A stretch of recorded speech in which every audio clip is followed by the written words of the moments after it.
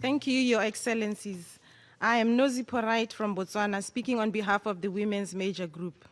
The Women's Major Group calls for gender-sensitive indicators across the goals to overcome existing policy silos and to build on the linkages among different goals.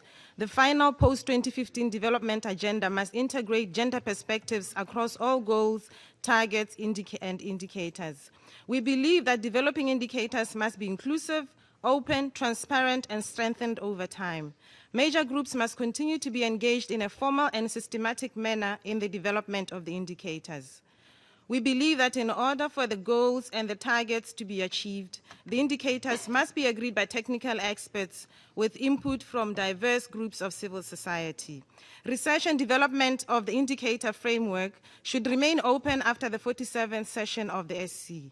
If we want to implement an ambitious agenda, the devising of indicators must not be rushed to allow for input from all concerned parties, including at the national and regional level.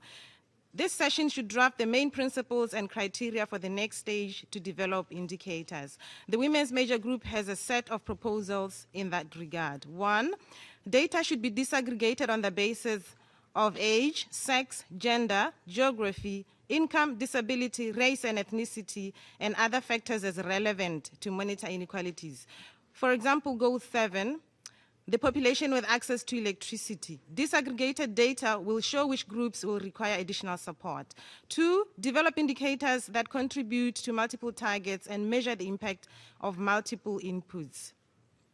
3, make room for the development of indicators to better capture information on areas where data is already being collected. 4, develop indicators to address all SDGs and targets. 5, indicators must address the output and input, and process indicators should be included to reflect where financing should be directed. There's a need to prioritize missing data and filling data gaps. 6, the interagency expert group on SDGs must have balanced regional representation with funding available for Global South representation.